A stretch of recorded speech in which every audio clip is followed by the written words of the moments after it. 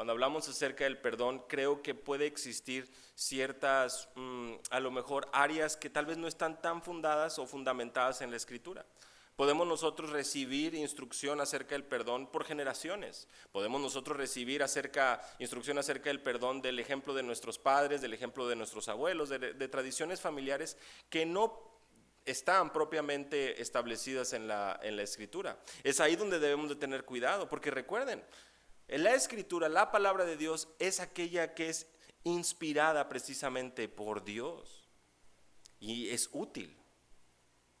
No solamente para, como decimos nosotros, o como, no decimos nosotros, como puede decir el mundo, como podemos ver en el contexto del mundo, tenerla abierta a la entrada de la casa y esperar que ahí por alguna especie de efecto permee las bendiciones. No, sino que es útil para instruir, para corregir, para poder amonestar, para poder enderezar aquello que pueda estar chueco en nuestro camino, de manera que podamos nosotros ver que nuestro Dios sí habla, que no es un Dios que ha permanecido indiferente a su creación, sino que ha traído a nosotros su revelación, su palabra, la cual es suficiente, y eso es algo que nosotros afirmamos, que la palabra de nuestro Dios es suficiente en todo aquello que hace mención, en todo aquello que cubre algunas áreas, que cubre o habla acerca de, la palabra de Dios es suficiente y no necesitamos de nada más.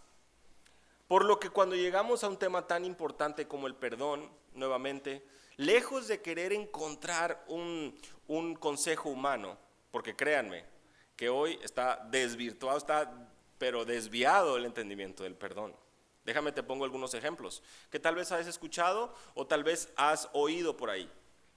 Hay personas que se acercan con, por ejemplo, un psicólogo y se sientan a esta especie de terapia con el psicólogo, tienen una oportunidad de poder entablar una conversación y en el momento que están ahí conversando con esta persona, una vez que, en este caso vamos a decirlo así, el paciente, entre comillas, o el que está buscando el consejo, no afirmamos que el psicólogo es un médico, por lo tanto paciente suena un poco extraño, pero para fines prácticos de nuestra conversación, este hombre menciona todas estas dificultades, estas quejas que tiene con su cuerpo, que tiene con la familia en la que nació, con las situaciones a su alrededor. Y por ahí llega un consejo de la persona esta que le está intentando aconsejar, de decirles que tienes que pedirle perdón, más bien tienes que perdonar a Dios. Como si Dios se hubiera equivocado, ¿verdad? Tú tienes que poder reconocer y darte cuenta que para poder sanar esas heridas tú tienes que perdonar a Dios. ¡Wow! A lo mejor suena descabellado para cada uno de los que estamos aquí, o a lo mejor lo hemos escuchado.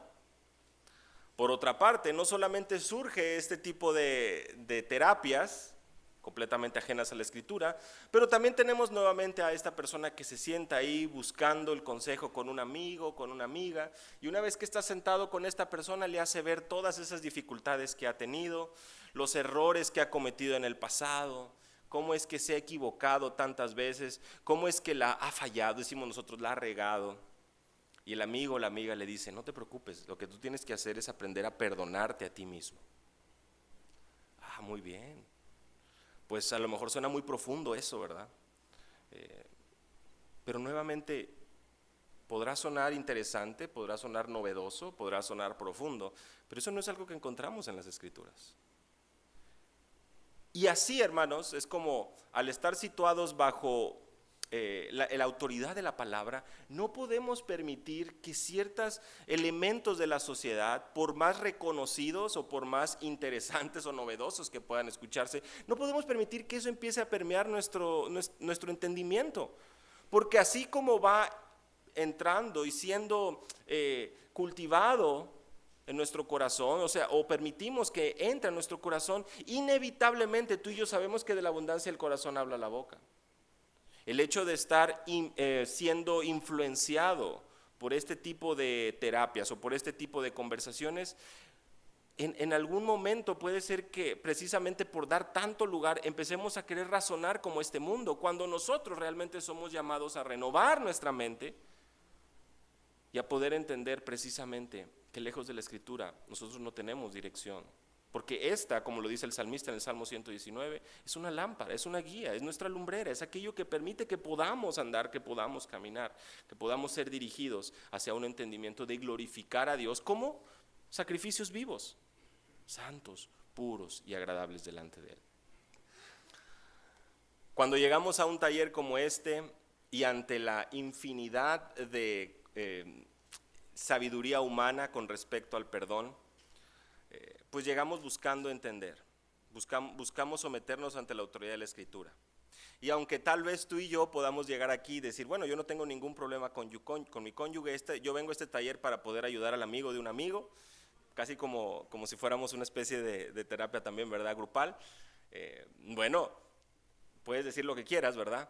Pero creo que cada vez que somos confrontados con la Escritura vemos que nuestro corazón necesita ser alineado, necesita ser recordado de preciosas verdades. Y no solo eso, hermanos, que de igual manera nuestro deber como miembros de un mismo cuerpo es poder edificarnos con la palabra. Y por lo tanto, qué importante es que puedas tener un entendimiento bíblico para primeramente recordarte el Evangelio, predicar a tu corazón y de igual manera tener un consejo correcto que dar. ¿A quién? Al vecino, al compañero de trabajo, al hijo, al cuñado, a la cuñada, lo que sea, la persona que sea.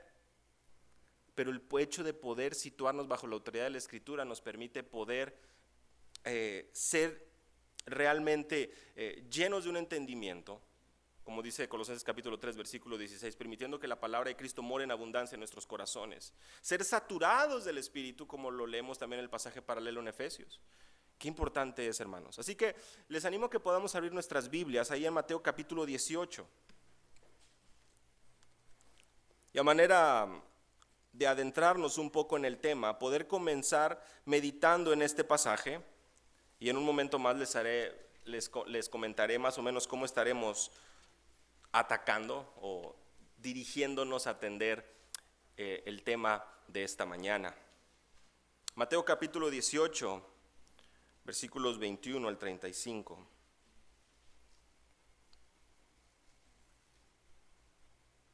Tal vez algunos dirán, ¿cómo? ¿Vamos a hablar de la disciplina de la iglesia? Muy bien. Vean precisamente los versículos que vienen justo después del pasaje que comúnmente recordamos como la disciplina de la iglesia.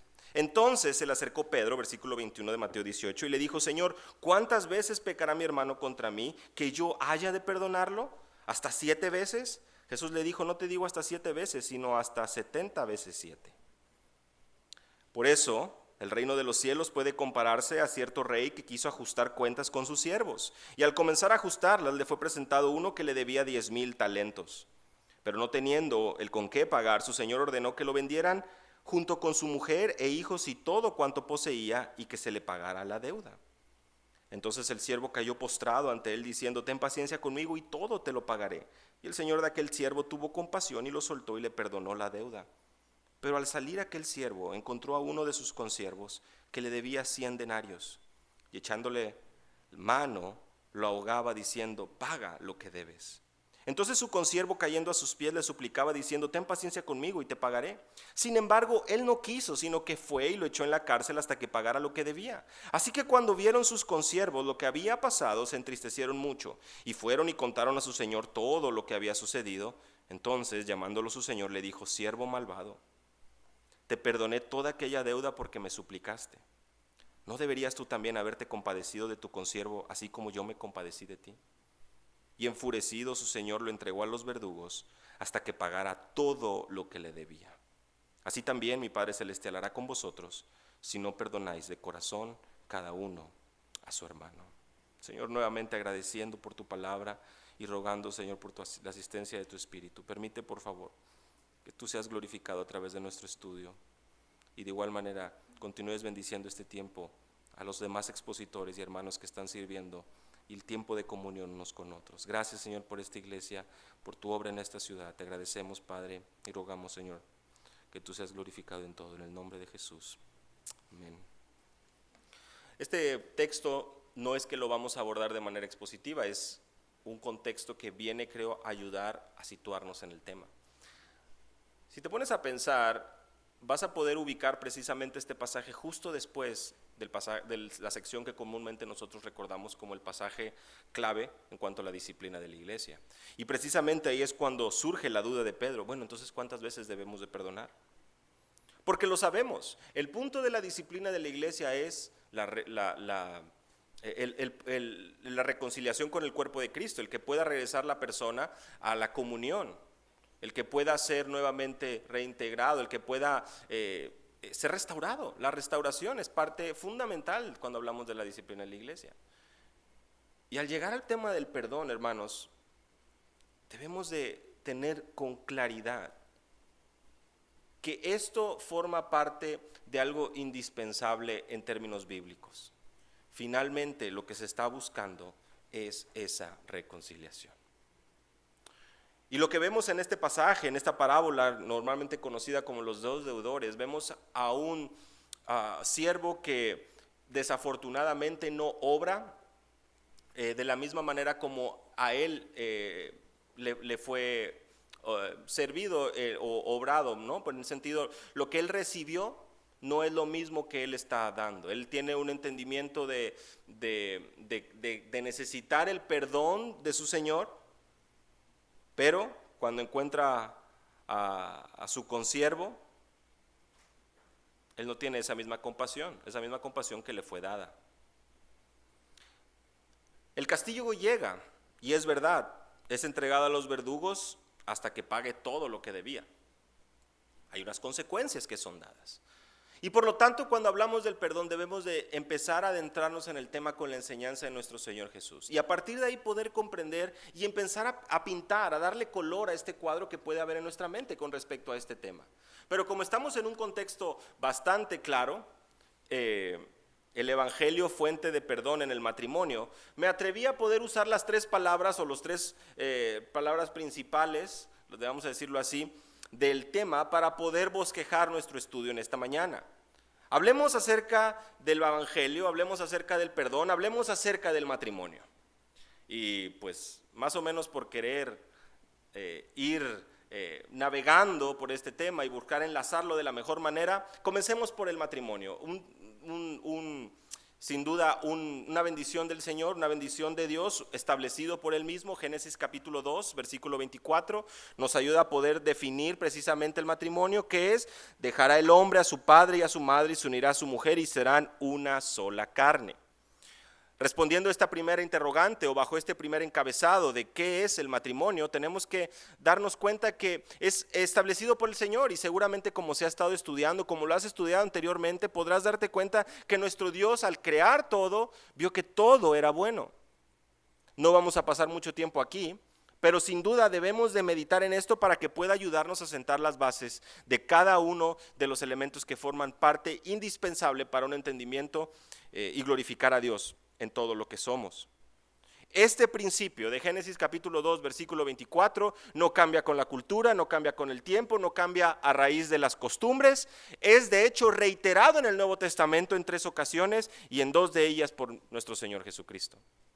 Con esto lo que quiero decir es que nuestro Dios no solamente afirma el canon del Antiguo Testamento, no solamente afirma lo que la palabra de Dios instruye, sino que además reitera la importancia de que podamos tener un entendimiento bíblico de lo que es el matrimonio. Que a diferencia de las matemáticas, que tú y yo sabemos, 1 más 1 da 2, en el matrimonio 1 más 1 da 1.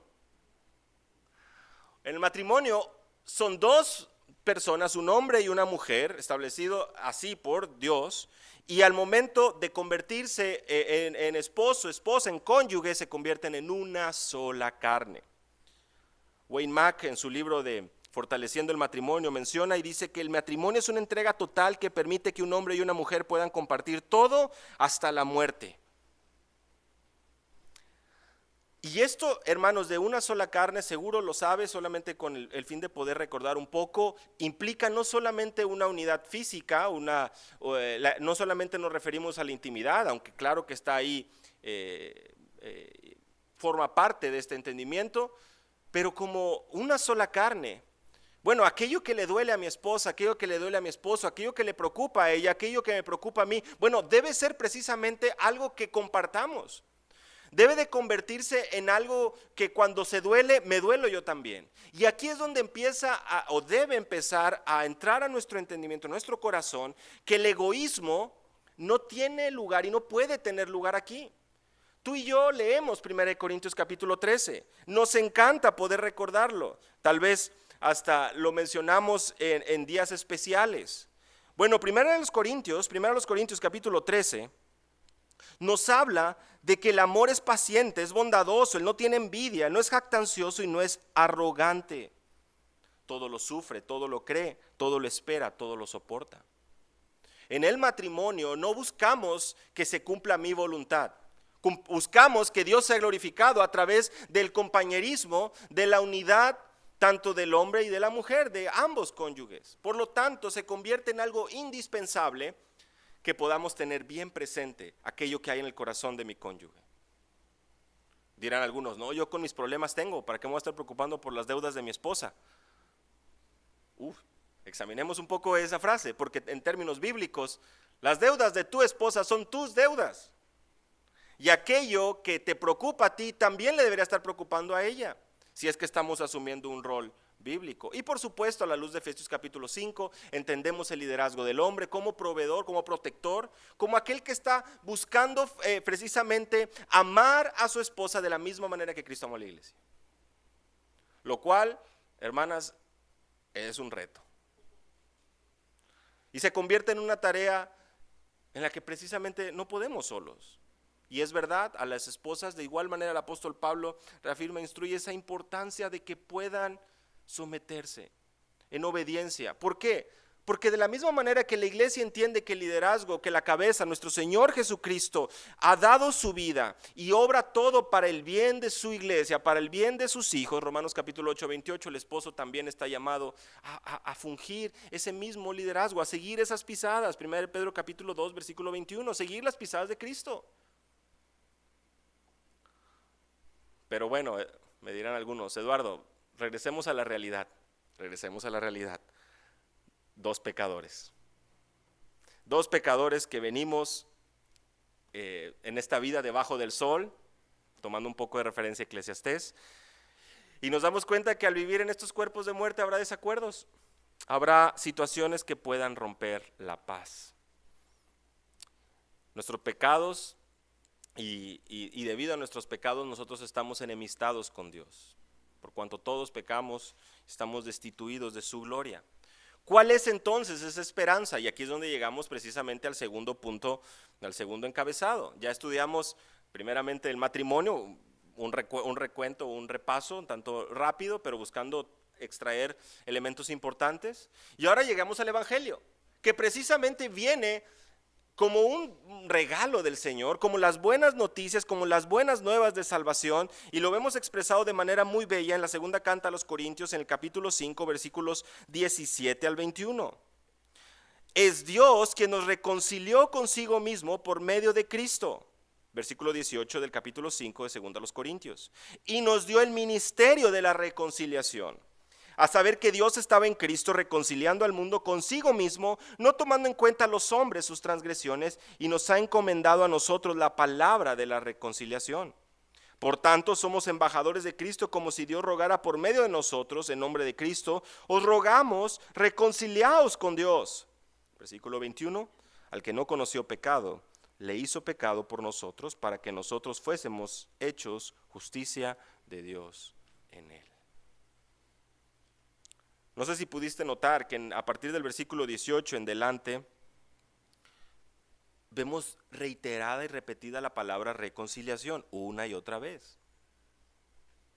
De hecho, es aquello que viene y culmina el versículo 20, algo que exclama o que se busca que nuestro corazón exclame cuando estamos compartiendo con otros: reconciliaos con Dios. ¿Y cómo es posible una reconciliación con Dios? ¿Cómo es posible que personas, hombre y mujer, entrando al matrimonio, puedan tener una paz para con Dios? Y esto es a través del Evangelio.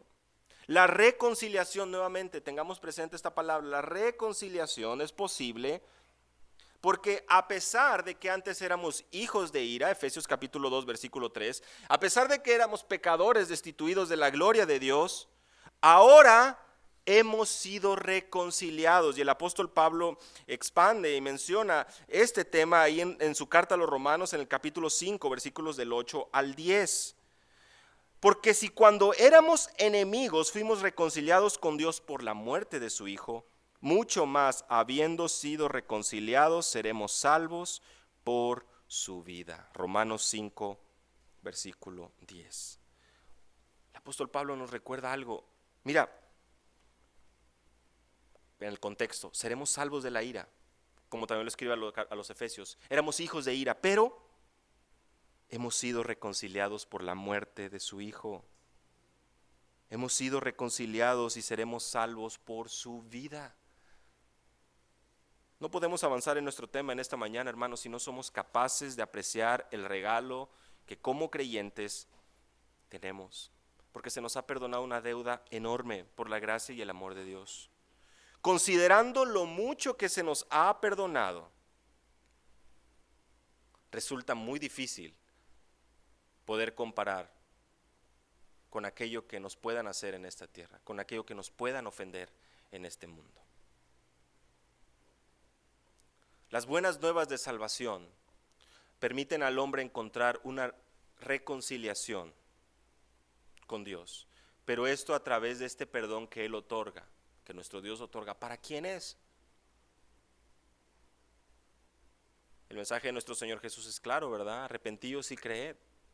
Para aquellos que vienen a Él, que se les concede el arrepentimiento, porque lo sabemos viene y es un don de Dios. La obra de salvación de inicio a fin es una obra del Señor. Y por lo tanto es posible ser reconciliados con Dios. ¿Puedes entender esto? La magnitud de lo que esto implica. Que todos tus pecados fueron pagados allí en la cruz, donde la justicia de Dios y el amor de Dios se encontraron. Porque alguien tenía que pagar por lo que tú y yo hemos cometido. Y este fue el Cordero sin mancha, el Mesías prometido. Y ahí no tenemos más que venir delante de Él en adoración y agradecimiento por siempre. Y esto forma parte de una instrucción de los unos a los otros que vemos en el Nuevo Testamento. La instrucción que el apóstol Pablo da, tanto en su carta a los Efesios como también en su carta a los Colosenses, y se nos menciona lo siguiente, Efesios capítulo 4, versículo 32. Sed más bien amables unos con otros. Una vez que en el versículo 31 del capítulo 4 de Efesios dice que sea quitada amargura, enojo, ira, gritos, maledicencia y malicia, él dice, sed amables, misericordiosos, perdonándonos unos a otros, así como también Dios nos perdonó en Cristo. En otras palabras, hijo de Dios, creyente, en este caso tú que eres parte de la iglesia de los Efesios, si el Señor te ha perdonado, bueno, tu estándar para perdonar a otros está ahí lo encuentras. Y lo mismo hace cuando le escribe a los Colosenses, capítulo 3, versículo 13, Colosenses 3:13, soportándonos unos a otros y perdonándonos unos a otros, si alguno tiene queja contra otro, como Cristo os perdonó, así también hacedlo vosotros. Y sobre todas estas cosas, versículo 14, vestíos de amor, que es el vínculo de la unidad. Y que la paz de Cristo reine en vuestros corazones, a la cual en verdad fuisteis llamados en un solo cuerpo, y sed agradecidos. La instrucción para perdonar es algo que tenemos todos como creyentes. Por lo que no podemos nosotros simplemente desmarcarnos, ¿verdad? El lenguaje deportivo. Buscar ahí la salida y querer escaparnos. No podemos nosotros tomar otro estándar para perdonar que no sea el que encontramos en la Escritura. Y tal vez aquí algunos levantarán la mano y dirán, sí, pues en el papel está bien fácil, pero es que tú no sabes lo que me hicieron a mí. Otro dirá, tú no sabes lo que he sufrido a lo largo de mi vida. Tú no sabes lo que estás pidiendo, pues no te imaginas lo que me hicieron. Y este tipo de frases, hermanos, pues no son indiferentes a nuestra realidad. No dudaría que vemos a algunos de los presentes todavía con esa lucha, o que conocemos a otros en esa lucha. Y vienen con nosotros y nos descalifican. Se sienta con nosotros la persona y nosotros queremos ayudarle con la instrucción bíblica y nos voltea a ver, nos ve a los ojos y nos dice, mira, ¿tú qué me puedes ayudar? No tienes idea de lo que yo he pasado. Tú no has sufrido lo que yo he sufrido.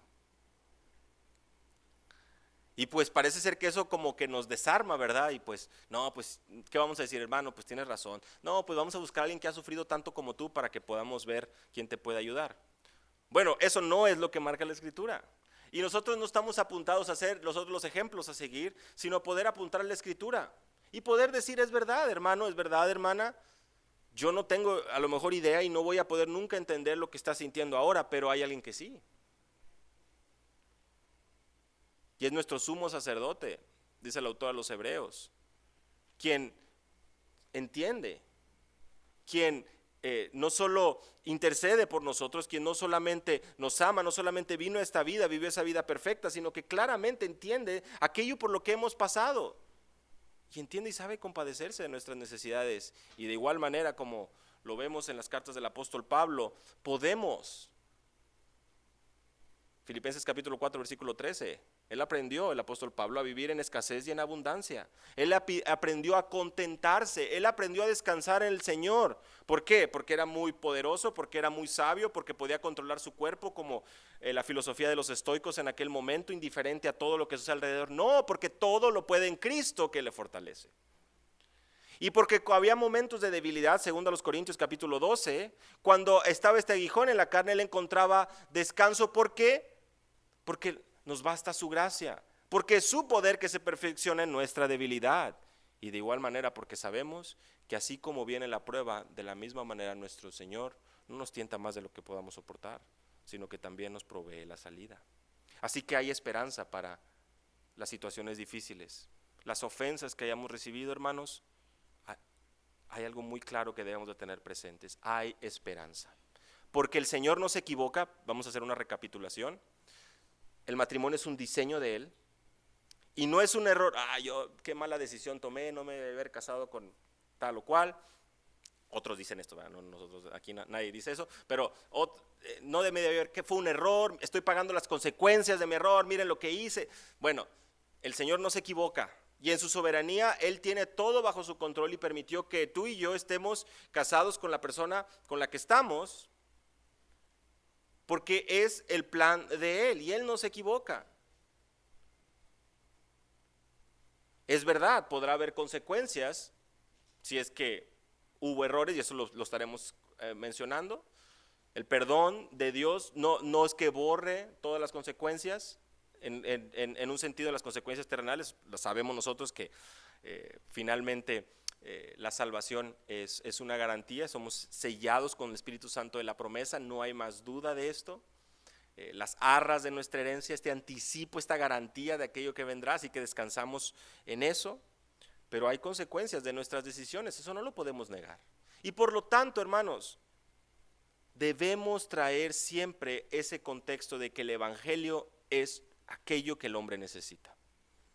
Si recordamos un poco la conversación de nuestro Señor Jesús con la mujer samaritana, podremos recordar que esta mujer había intentado de todo, ¿verdad? Varios hombres. Y nuestro Señor le dice: cualquiera que bebiere esta agua volverá a tener sed, pero cualquiera que bebiere el agua que yo le daré no tendrá sed jamás. Hay algo que sí viene a saciar nuestra necesidad, nuestra sed, y que viene a ayudarnos a poder perdonar. Hay esperanza. Y esto es muy importante, porque en el matrimonio el Señor, en su diseño divino, Él no se equivoca, y al hablar acerca del evangelio, viene una esperanza tremenda para toda la humanidad, para todo aquel que cree. Y por lo tanto, ahora sí, en nuestro tercer punto, cuando hablamos del perdón, debemos de darnos cuenta que sí es posible perdonar. Sí es posible, y dirán algunos, bueno, pues ya lo entendí, pues claro, pues si mi estándar es Cristo y Él me ha perdonado toda esta deuda, pues soy llamado a perdonar de la misma manera. Y otros pueden decir, y es verdad, pues en mis fuerzas yo no puedo. Nadie lo podemos decir en nuestro orgullo, ¿verdad? Nadie entiende por lo que yo estoy pasando. Wow. Lo más curioso es que en ocasiones, si lo hacemos eso en un contexto de conversaciones en grupo, de repente empieza a surgir como una competencia de quién a ver quién ha sufrido más. No, hermano, tú no sabes, tú no tienes idea, pero es que a mí me hicieron esto. Oh, sí, no, qué dolor. Y de repente sale otra. No, pero esto fue lo que a mí me hicieron. No, y yo sé de otro. El punto es de que hay historias, si queremos reunirnos para hablar tragedias, no terminamos. Porque es parte de nuestra naturaleza, es parte de aquello que el hombre busca hacer, sentirse víctima. Pero hermanos, hasta este punto y en los minutos que nos quedan, que son cerca de 20, 15 minutos, así que ya estamos un poco acelerando el paso, el perdón y la reconciliación son pilares fundamentales del mensaje del Evangelio. El perdón no es un sentimiento. El perdón no depende de las emociones. Si así fuera, nunca sabríamos si Dios nos ha perdonado. Piensa un poco en eso. Pero hay una certeza, porque tenemos promesas de parte de Dios acerca de su perdón y vemos acciones concretas y promesas, palabras de parte de Él. Hermanos, aquí es donde empezamos también a meditar un poco en este perdón que nosotros vemos reflejado en la Escritura. Este perdón que debe ser ejemplificado, que debe ser practicado, que debe ser visto, sobre todo como hijos de Dios y en el contexto del matrimonio mucho más los unos con los otros y por supuesto en el contexto de la iglesia. En el versículo 34 de Jeremías 31, en el contexto del nuevo pacto, Yahweh, Jehová, dice: perdonaré la maldad de ellos y no me acordaré más de su pecado. Jeremías capítulo 31, versículo 34. El perdón que nosotros vemos de parte de Dios en el contexto de Jeremías 31, 34 nos dice que perdonará la maldad y no se acordará más de los pecados. No dice me olvidaré de sus pecados. Interesante. Dice no me acordaré más de su pecado. Ahora, ¿por qué decimos y por qué nosotros nos podrá sonar lógico no me olvidaré de su pecado? Bueno, nuestro Dios es omnisciente. Él es omnipotente, Él es todopoderoso, Él no se puede olvidar de nada. ¿Es correcto? Olvidar es pasivo, olvidar es, sucede. No recordar es activo. Es algo que te pone precisamente a manos a la obra, ¿no? La Biblia no enseña esto que suele ser común de, sí, perdona y olvida. La Biblia enseña, perdona y no recuerdes. Porque este es el perdón que vemos de parte de nuestro Dios y el cual somos llamados tú y yo a imitar.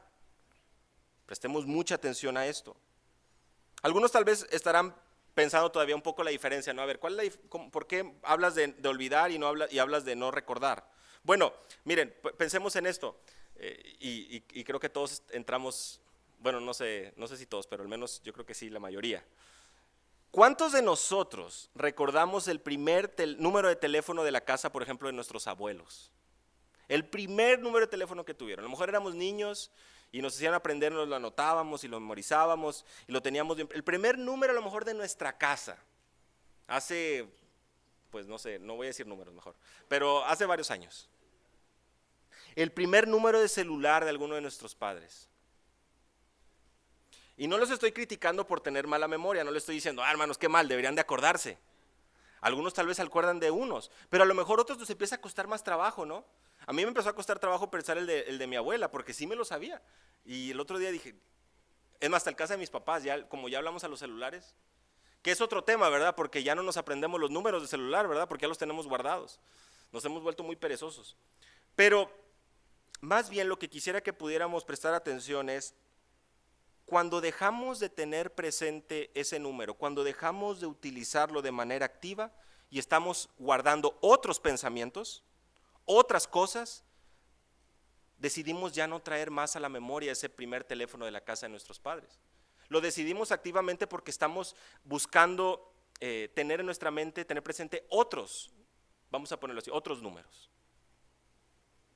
Ya no tenemos, regresando al tema del perdón, ya no tenemos lugar para almacenar todo aquello o esas situaciones porque ya estamos activamente renovando nuestra mente y permitiendo que otras cosas ocupen el lugar en nuestro corazón.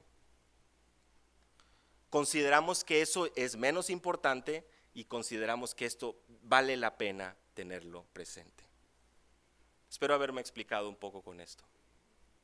De manera activa, no recordar lo que vemos de parte de nuestro Dios nos lleva nuevamente a maravillarnos y a buscar imitar. Ese es el perdón. Apenas estamos entrando un poquito, pero espero que podamos tenerlo presente. Y si están tomando nota, hermano, de verdad que es algo que vale la pena, la que encontramos en la Escritura, la verdad de la Escritura. El perdón de Dios no es un sentimiento, lleva la acción. Y es lo mismo que nosotros vemos en Isaías capítulo 43, versículo 25. Isaías 43, 25. Yo, dice el Señor, soy el que borro tus rebeliones por amor de mí mismo y no me acordaré de tus pecados. Isaías 43, 25. No me acordaré de tus pecados. Hermanos, claramente este es lo que refleja el perdón de Dios. Es el evangelio y nuestra salvación. Y aquí es donde debemos de hacer un alto y meditar. ¿Cuántas fallas u ofensas de nuestro cónyuge tenemos guardadas para usarlas en el momento oportuno? A lo mejor entre los presentes nada más se salva Josafat porque se casó creo que la semana pasada. A lo mejor ellos no tienen nada, están en la luna de miel, ¿verdad? Felicidades. A lo mejor esos son los únicos, ¿verdad? Pero no conozco a los demás, pero quiero pensar que todos los demás pues tenemos ya unos añitos y ya hemos tenido esas experiencias. Y ya tenemos esa vida, ese recorrido. Y a lo mejor por ahí la tenemos guardada. Para cuando llegue tarde, para cuando no me diga, no me olvido. Soy manso, pero no, ustedes lo pueden completar. No me olvido. O sea, tontos no somos. ¿Es este el perdón que vemos de parte de nuestro Dios? No solamente para nuestros hermanos en la congregación, para nuestro cónyuge. Porque ¿cuántos haces tenemos bajo la manga ahí guardados? Para que el día que me haga, pues tú también lo hiciste, ¿te acuerdas? Esto es una realidad, hermanos. La verdad es que esto, y es algo con lo que nuestro corazón lucha. Por supuesto que sí. Podemos pensar en casos, por supuesto, difíciles, como lo puede ser la infidelidad, como lo puede ser una ofensa grave, una agresión física, una agresión verbal. Algo que a lo mejor el cónyuge estuvo sumamente arrepentido una vez que lo dijo, una vez que lo hizo, lo dijo. Bueno, ¿cómo es que nosotros estamos reflejando el perdón de Dios una vez que estas situaciones suceden? Lo que vemos con respecto al perdón es que nunca será vuelto a traer a la luz. No me acordaré, no tengo que volverlo a traer, no te lo voy a echar en cara otra vez porque esa es la manera que nuestro Señor nos perdona a nosotros. Para nosotros tal vez es imposible prometer no volver a recordarlo, pero podemos prometer también no traerlo a la conversación, no tenerlo presente. Ni tenerlo presente para mí mismo, ni tenerlo presente a la persona, sino que estar activamente buscando eso, buscar no traerlo a la luz. Ahora, claramente nosotros hemos podido observar que el perdón de nuestro Dios reflejado en su palabra, su carácter, nos permite poder asombrarnos y maravillarnos, porque es precisamente esto en lo que nosotros tenemos una esperanza, lo que permite que podamos estar anclados en una esperanza de una vida eterna, de un perdón de nuestros pecados, es precisamente por la seguridad y la claridad que vemos reflejado su carácter en su palabra. Hasta ahora hemos podido observar este primer aspecto de la naturaleza del perdón divino. Ahora, aquí viene otra gran pregunta, y es justamente lo que tenía ahorita presente introducir. Qué bueno que tenemos notas, ¿verdad? ¿Cómo es que le es otorgado el perdón de Dios a alguien? Recuerden que estamos buscando entender este perdón para poder nosotros imitarlo, porque somos llamados a basarnos en este. La pregunta realmente es si el perdón es incondicional o condicional. Incondicional significa yo perdono sin importar lo que la otra persona me diga, o condicional significa yo perdono, pues por supuesto, si se cumplen estas condiciones o estos requisitos, que es lo que vemos en el Evangelio. Marcos capítulo 1, versículo 14, que para poder perdonar o para poder recibir el perdón de nuestros pecados, para poder venir al entendimiento del evangelio, es necesario arrepentirse y creer. Arrepentirse y creer. Tú y yo lo sabemos, el perdón de Dios, el perdón salvífico, la redención de nuestros pecados, si bien es cierto es un mensaje que proclamamos a todo el mundo, pero hay personas que están en el infierno, hay personas que lo han rechazado. Por lo que no podemos nosotros entrar en un entendimiento o en una confusión cuando vemos claramente que la Escritura nos enseña esto. Hay personas que hoy están sufriendo por esto mismo. Ahora, si bien es cierto, nosotros vemos esa condición clara del arrepentimiento, me gustaría que también pudiéramos observar lo que vienen a ser las objeciones o la objeción con respecto al perdón, pero que realmente, lejos de ser una objeción, nos ayuda a poder dar más color y continuar maravillándonos del ejemplo de nuestro Señor Jesucristo. En Lucas capítulo 23, versículos 32 al 34, se nos narra cómo dos malhechores también fueron llevados a ser crucificados. Cuando llegaron al lugar llamado de la Calavera, Lucas 23, 32 al 34, los crucificaron ahí y Jesús decía: Padre, perdónalos porque no saben lo que hacen. Y repartieron entre sí sus vestidos echando suertes. ¿Cómo podemos nosotros entender esta expresión de nuestro Señor Jesús? ¿Que acaso todos los que estaban ahí presentes fueron perdonados?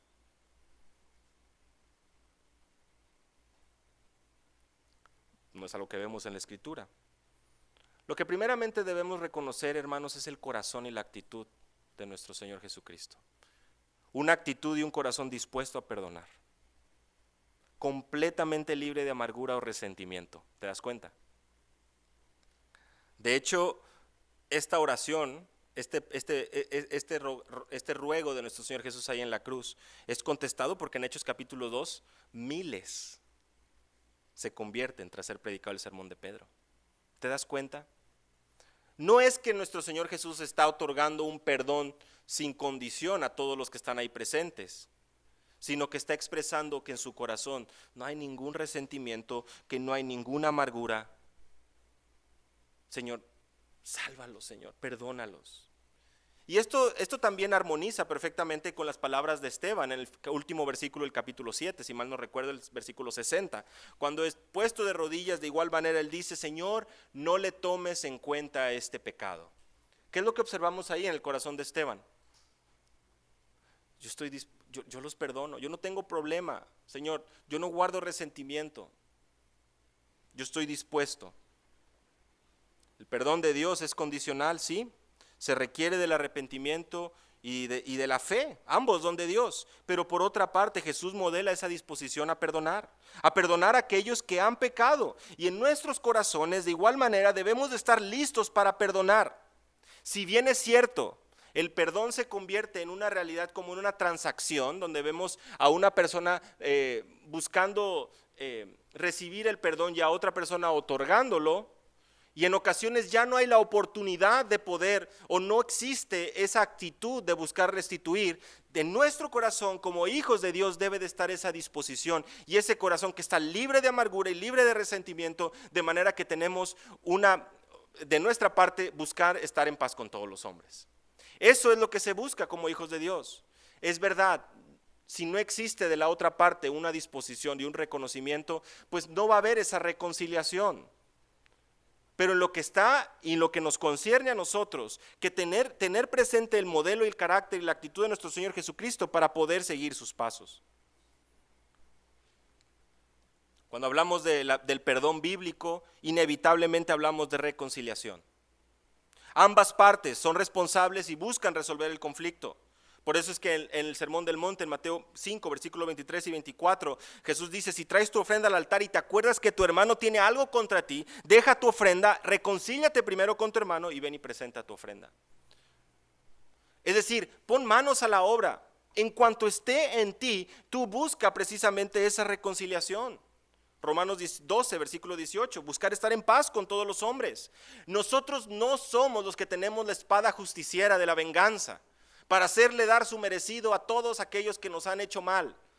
Me las va a pagar, decimos. un día me las pagarás. No, Romanos 12:19, no os venguéis, mía es la venganza, dice el Señor. Tú y yo no somos nadie para estar buscando darle su merecido a la otra persona, menos a nuestro cónyuge, hermanos. Somos una sola carne.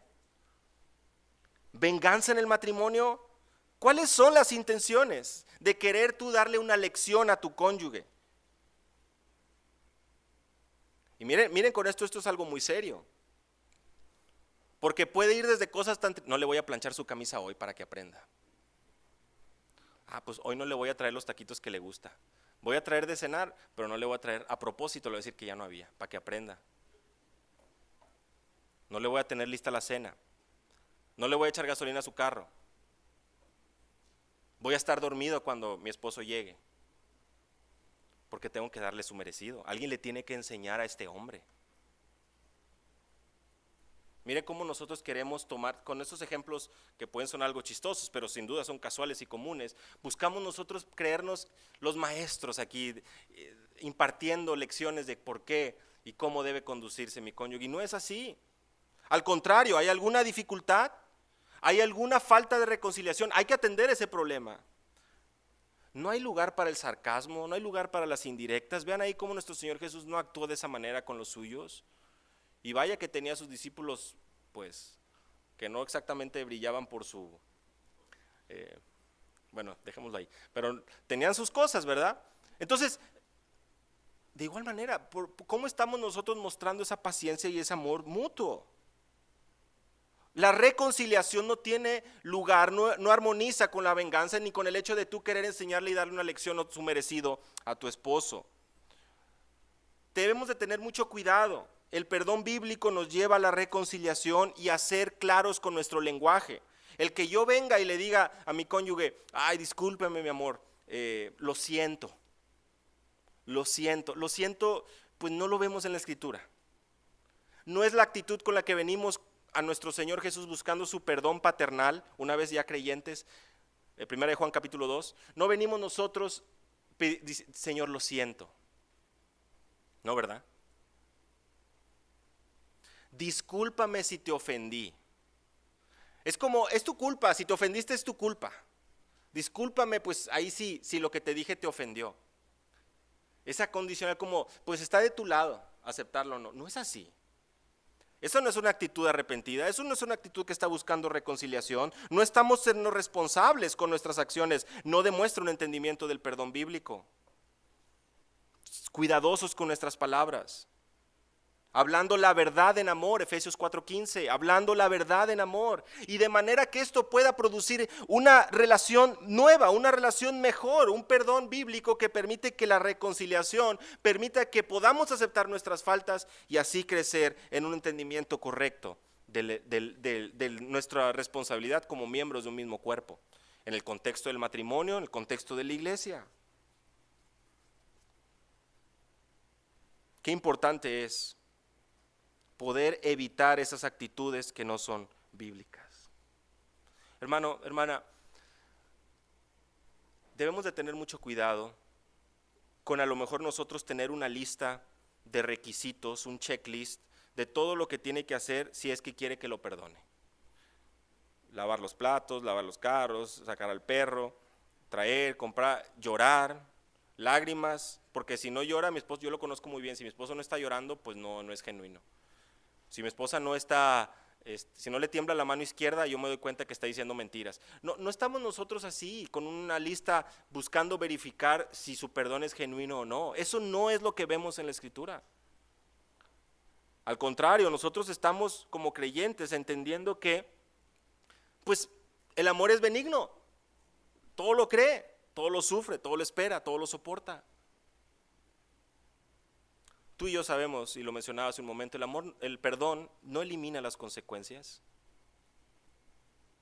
Es verdad, hay consecuencias. Una infidelidad. Lo vemos, por ejemplo, en David cometiendo ese adulterio con Betsabé, segundo Samuel 11, o segundo libro de Samuel 11, capítulo 12. Muere su primogénito. Hay consecuencias. Sí, hay un perdón, pero hay consecuencias. Proverbios nos habla acerca de esta afrenta que no se borra. Cuán cuidadosos debemos de ser. Pero si hay un arrepentimiento genuino y el cónyuge ha decidido perdonar, ha actuado de una manera responsable, perdonando y procurando seguir su relación, de acuerdo a lo que ve en la Escritura, bueno, eso nunca más debe venir a mencionarse. No, se convierte en esos elementos que no es necesario volverlo a traer a la luz. No es otra vez ese as bajo la manga, esa cartita que voy a usar cuando yo me equivoque, cuando yo le riegue. Pero tú hiciste esto. No es así.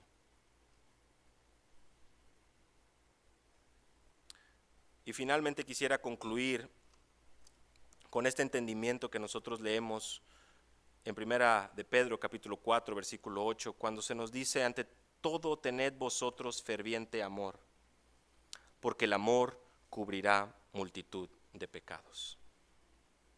No tenemos mucho tiempo y a veces este pasaje lo usamos y decimos: mira, yo ya no lo voy a mencionar, esta situación yo no la menciono porque el amor cubre multitud de pecados. Yo amo a mi esposo y yo esas cosas pues no las vamos a tocar, son temas prohibidos entre nosotros. Ya acordamos mentalmente, ¿verdad? Ya acordamos que eso no se toca, porque el amor cubre multitud de pecados. ¿Qué significa que el amor cubre multitud de pecados? Tanto en el Salmo 32, versículo 1, como en el Salmo 85, versículo 2, la idea de cubrir pecados viene mencionada, pero viene mencionada de manera paralela a la idea de perdonar. Cubrir, hermanos, tiene que ver con perdonar, no con ignorar. El amor cubrirá multitud de pecados no es un pase libre para que tú ignores la falta de tu hermano, para que no te acerques a él buscando animarle, buscando reconciliarte, buscando abordar un tema. Si tu hermano peca contra ti, abórdalo, repréndele, dice el versículo 3 de Lucas 17. Y si se arrepiente, perdónale. Y la palabra reprender no es agarrar un mazo y golpear, sino es abordar, no es en el sentido judicial, sino es en el sentido de abordar la situación.